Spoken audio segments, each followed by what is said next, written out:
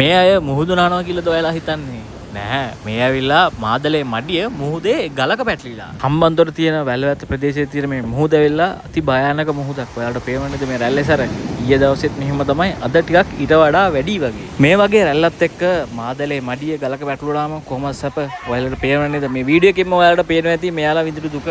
මේ වීඩියෝ එක ස්කිප් නොකර දිගටම බලන් ඉන්නකො. ඔයාලට බලන්න පුළුවන් වෙයි මේ රැල්ල 30 දෙනෙක් අදින මාදල එහෙම ආපහු මුහුදට ඇදගෙන යන විදිය. මාදල අදින්න එන සේනාවක් හිටියතොත් රැල්ල සැරට ආපහු මාදල මුහුදට ඇදගෙන යනවා.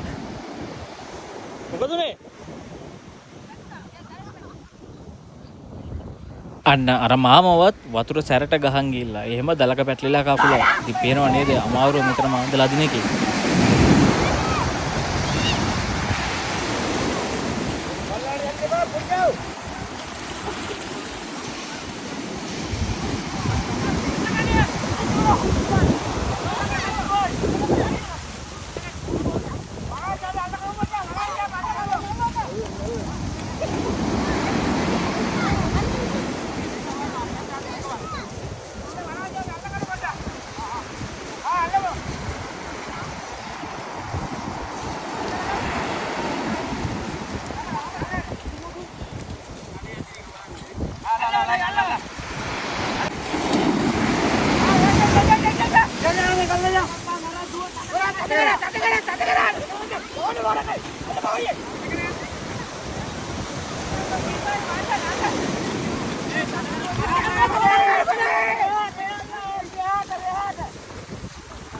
මේ තියෙන්නේ මාදලේ මඩිය. ඉතින් ඔයාලට පේනව නේද? රැල්ල සැරට මේ මාදලේ මඩිය කොහොමද කරකවලා අතරලා තියෙන්නේ?